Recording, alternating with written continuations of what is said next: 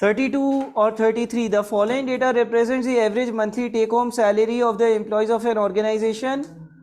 यह नंबर 2005, 2006, 2007 पे और price index. Compute the real wages. ठीक है।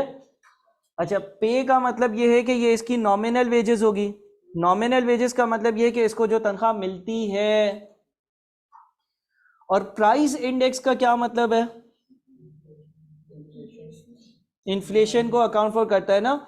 यानी कि प्राइस इंडेक्स अगर 110.1 से 122.3 पर जा रहा है तो आप ये कह सकते हो कि इसका मतलब ये है कि लेट से 2005 में जो चीज़ 110.1 की थी वो अब 122.3 की हो गई है। Compute real wages. Real wages या रियल ग्रोथ का मतलब ये होता है कि क्या इसकी तनख्वाह वाकई में इंक्रीज हो रही है या नहीं, या इन रियल टर्म्स इसकी तनख्वाह कितनी है। कहने को तो इसकी नॉमिनल वेजेस तो इंक्रीज हो रही है, 12,350 से 13,500 पर जा रही है। इसके लिए आप सबसे पहले क्या कैलकुलेट करते हो? Purchasing power.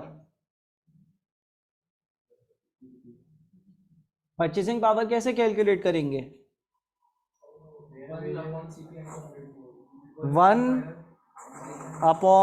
1/CPI। ठीक है, यानी कि 1 डिवाइडेड बाई 110.1 करो, 1 डिवाइडेड बाई 110.1 और मल्टीप्लाइड बाई 100, कितना आता है पहला?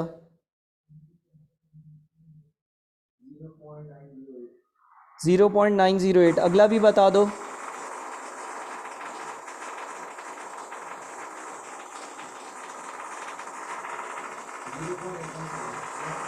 0.817। अगला भी बताओ।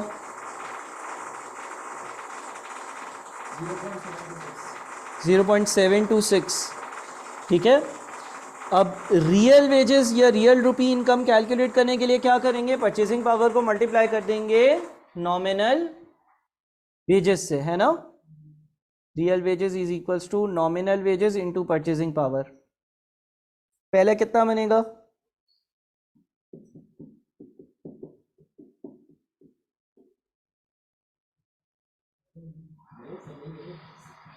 0.908 इंटू 12, 350।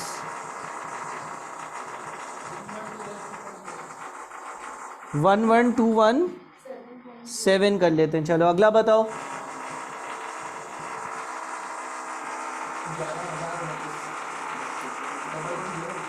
11029।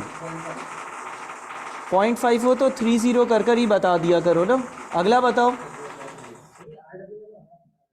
रियल वेजेस या रियल रुपी। 10745। ठीक है, ये इसकी रियल वेजेस है। ये इसकी रियल वेजेस है।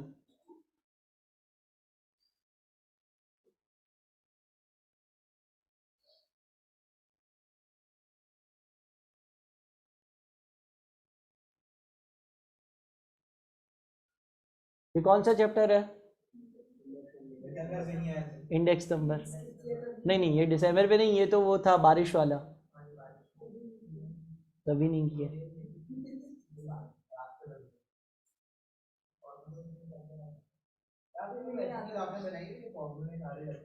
अबे 400-500 है। लिस्ट से बाहर से भी तो आ सकते हैं ना, फायदा नहीं है। इन 2005 common sense number 1। Common sense number 1। Common sense number 1 क्या है? देखो 2005 में इसकी तनख्वाह कितनी थी? प्राइस इंडेक्स कितना था? मिसाल के तौर पे तुम समझ लो, एक एक चीज जो है ना, आटे का 1 किलो जो है ना 110.1 का आता था। तो 2005 में ये कितना आटा खरीद सकता था अपनी तनख्वाह से? 12,350 डिवाइडेड बाई 110.1।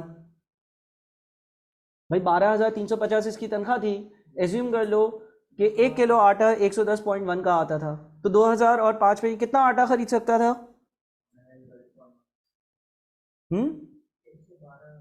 112.17। इतना किलो आटा आ जाता था। अब वो क्या पूछ रहा है, 2006 में इसकी तनख्वाह क्या होनी चाहिए? अगर ये 112.17 किलो आटा खरीद सके, यानी कि उतना ही बाइंग पावर एंजॉय कर सके जितना ये 2005 में करता था, तो अब आप बोलोगे 112.17 किलो आटा खरीदना, 2006 में 1 किलो आटा कितने का हो गया? 122.3 का। इसकी तनख्वाह कितनी होनी चाहिए? 13718। Common sense. आपने ये देखा कि भाई जो इसकी तनख्वाह थी उसमें 2005 में ये कितनी चीजें खरीद सकता था। आपको ये बताना है 2006 में इसकी क्या तनख्वाह हो ताकि ये वही बेनिफिट्स एंजॉय कर सके, यानी कि वही परचेजिंग कर सके। तो इसकी तनख्वाह 13718 होनी चाहिए।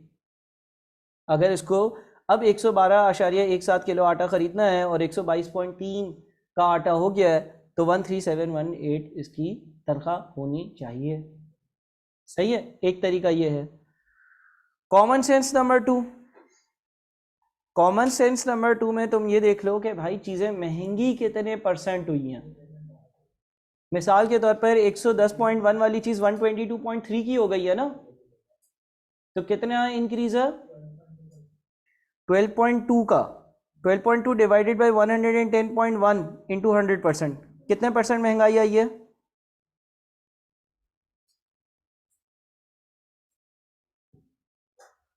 आपने ये देख लिया कि दोनों सालों के बीच में आटा कितने परसेंट से महंगा हुआ है। कितना महंगा हुआ है भाई? 11.08% महंगाई आई है। तो अगर आपकी तनख्वाह भी इतने ही परसेंट से इंक्रीज कर जाती है तो आप क्या करोगे? 12 3 50 मल्टीप्लाइड बाई 1.1108। ये कॉमन सेंस नंबर 2 है। सही है ना। अगर आप महंगाई 11.8% आई है और तनख्वाह भी 11.8% ही बढ़ जाती है, तो फिर तो आप उतनी ही बाइंग पावर एंजॉय करोगे।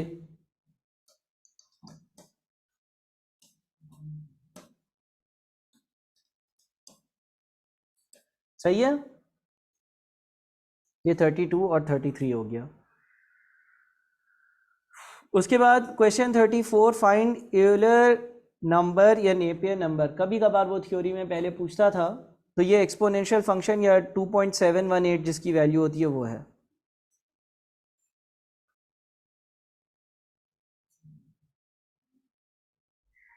Question number 35 and 36, you are given the following data about purchases made at a retail shop. ठीक है। प्रोडक्ट ए और प्रोडक्ट बी और total. Product A men women total, product B men women total. The probability that a person selected is a man और bought product A, इस बात की क्या probability है कि मैं किसी को सेलेक्ट करूं वो या तो मैन हो या उसने प्रोडक्ट ए परचेज करा हो, यानी कि दोनों में से कोई भी एक कंडीशन पूरी हो रही हो। तो अगर मैं सारे मैन ले लेता हूं तो 250, और इसमें प्रोडक्ट ए और प्रोडक्ट बी वाले मैन दोनों शामिल है, और वुमेन ये 60 यहां से ले लेता हूं प्रोडक्ट ए वाली ना, यानी कि मैं कर लेता हूं 250 प्लस 60। इसमें वो सारे लोग आ गए या जो या तो मैन है या तो उन्होंने प्रोडक्ट ए परचेज किया, डिवाइडेड बाय टोटल लोग यानी कि 320।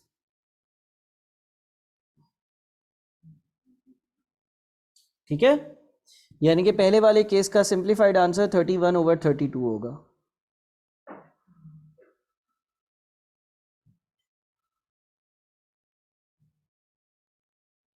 दूसरा है the probability that if a man is selected he bought product B. If a man is selected, उसे बोल दिया कि मैन सेलेक्ट किया है, इस बात की क्या प्रोबेबिलिटी है कि उसने प्रोडक्ट बी परचेज किया हो। तो अगर आपने मैन ही सेलेक्ट किया है तो आप 200 डिवाइडेड बाई 250 कर दो, 4/5। मैन जो है वो 250 है ना, उसमें से प्रोडक्ट भी परचेज करने वाले कितने?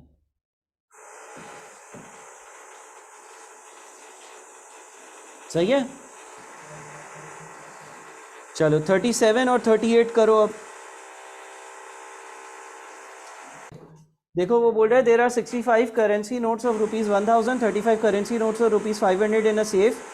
If 4 notes are selected randomly, find the probability that total amount obtained is at least 4000। ठीक है, टोटल कितने नोट्स हैं? 100 में से कितने सेलेक्ट करने हैं? 4, तो 100C4 नीचे, हाइपरज्योमेट्रिक डिस्ट्रीब्यूशन। 4000 कब बनेगा? जब चारों नोट 1000 के हो तो ही बनेगा। तो 65C4 इंटू 35C0। 4000 तो सिर्फ तभी बनेगा ना जब चारों नोट 1000 वाले हो। तो 65 जो 1000 वाले नोट है उसमें से चारों सेलेक्ट करने हैं, 35 जो 500 वाले नोट है उसमें से एक भी नहीं करना। हाँ, तो नोट रखोगे, पिक करोगे, फिर वापस थोड़ी रखोगे, ऑब्जेक्ट है ना। हाइपरज्योमेट्रिक डिस्ट्रीब्यूशन याद है तुम्हें? हो या नहीं याद तो मैं क्या कर सकता है। नीचे टोटल आता था, ऊपर जो सिलेक्शन है वो आती थी। सही है। 38 while coming out from a departmental store a consumer passes through one out of 10 cash counter C1 to C10। Customer जो है ना वो डिपार्टमेंटल स्टोर से बाहर निकलता है तो काउंटर होता है, हाथ से निकालो ना क्या आता है, 65C4 अपॉन 100C4 कितना आएगा?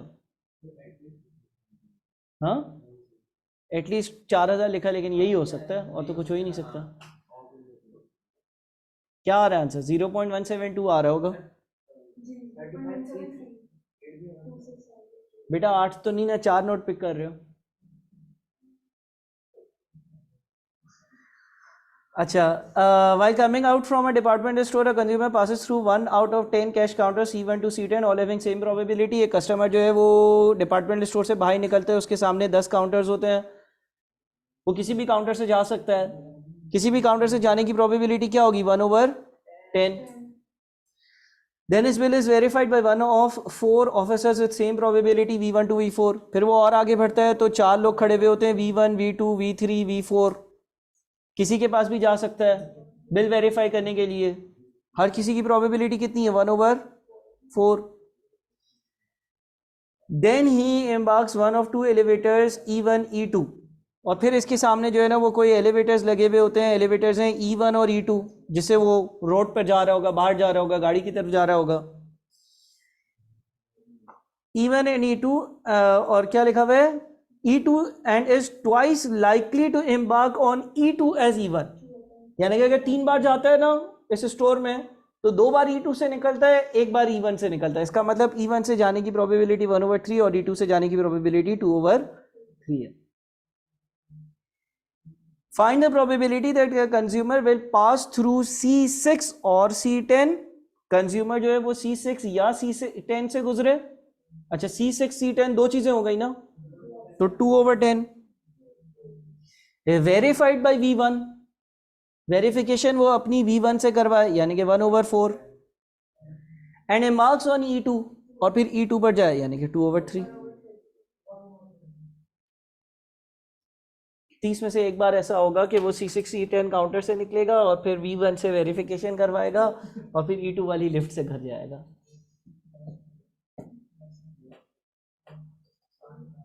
दो और हैं छोटे छोटे सवाल ना। क्या है? Following regression line are given. बेटा देखो, C1 से C10 10 कैश काउंटर है ना, वो किसी भी कैश काउंटर से जा सकता है, बोलता है बिल बनाओ पैसे लो। हर कैश काउंटर से गुजरने की प्रोबेबिलिटी 1/10 होगी। अब वो C6 या C10 से गुजरे, यानी कि 1/10 1/10 2/10 बना, ये बन गया। फिर वो बाहर निकल रहा होगा, उसके बिल पे वो स्टैंप लगाते हैं ना, स्टैंप लगाने के लिए कितने लोग खड़े हुए हैं? किसी के पास भी जा सकता है। V1 के पास जाने की प्रोबेबिलिटी क्या है? 1/4, तो ये 1/4 आ गया। फिर वो लिफ्ट से बाहर जाएगा, एलिवेटर से बाहर जाएगा। सवाल में लिखा हुआ है 2 एलिवेटर्स हैं E1 और E2। E2 से बाहर निकलने की प्रोबेबिलिटी E1 से दुगनी है। अब अगर E1 से 3 बार स्टोर में जाता है, 1 बार E1 से जाता है, तो 2 बार E2 से जाता है।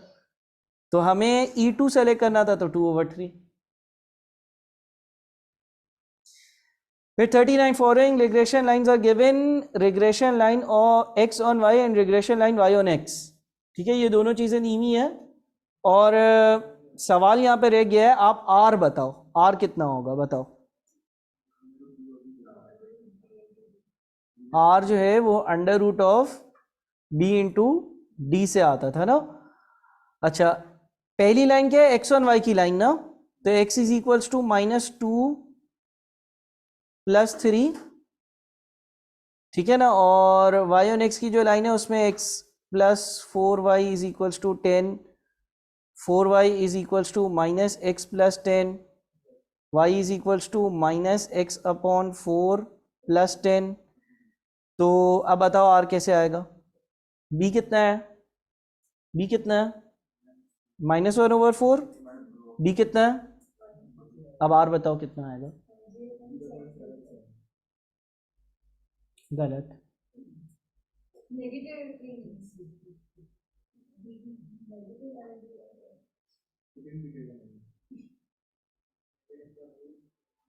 नेगेटिव का होगा। पहले तो आप 2 × 1/4 अंडर रूट में, ये इसका क्या आंसर आता है, तो ये होगा r इज इक्वल टू -0.707। कैसे, साइन बाद में लगेगा क्या, नहीं ये सही है, सवाल सही है, माइनस क्यों लगेगा, रिग्रेशन एंड कोरिलेशन की क्लासेस साइन बाद में लगाएंगे, नहीं, या तो दोनों b और d या तो दोनों पॉजिटिव होंगे या दोनों नेगेटिव होंगे। देखो ना, ऐसा हो ही नहीं सकता। देखो अगर कोई भी एग्जांपल ले लो स्कैटर डायग्राम की, ऐसा क्या कब होगा, एज बढ़ेगी तो गाड़ी की वैल्यू कम होगी, गाड़ी की वैल्यू कम हो रही होगी तो एज बढ़ ही रही होगी ना, तो या तो इनवर्स होंगे दोनों या तो पॉजिटिव होंगे। एक्स बढ़ेगा तो वाई भी बढ़ेगा, एक्स बढ़ेगा तो वाई भी कम होगा, ऐसा थोड़ी है वाई बढ़ने लगे तो उल्टा हो जाए। भाई अगर एक्स बढ़ने से वाई बढ़ रहा है तो वाई के बढ़ने से भी एक्स बढ़ रहा होगा। दोनों बी और डी या तो पॉजिटिव होते हैं या तो बी और डी दोनों नेगेटिव होते हैं, एक पॉजिटिव एक नेगेटिव कभी भी नहीं होता। दोनों पॉजिटिव होते हैं तो आर पॉजिटिव होता है, दोनों नेगेटिव होते हैं तो आर नेगेटिव होता है, आर का साइन बाद में लगता है। वो सिर्फ सवाल आता है, अगर तुम्हारे पास भी कोई नए सवाल आए तो बता देना। ई एक्सपोनेंशियल फंक्शन, बस वो सिर्फ इतना पूछेगा तो एक्सपोनेंशियल फंक्शन की 2.71 वैल्यू लिख देना। आखिरी सवाल कर सकते हो, solve the following exponential function. 25 को आप क्या करोगे, 5 की पावर 2 और यहाँ पर x + 2 और यहाँ पर 5 की पावर 1 3x - 4 है, तो ये 5 की पावर 2x + 4 आ जाएगा और यहाँ पर 5 की पावर 3x - 4 आ जाएगा। पावर्स को कंपेयर करेंगे तो 2x + 4 is equals to 3x - 4। फिर यहाँ पर 8 is equals to x, x 8 होगा। सही है जी।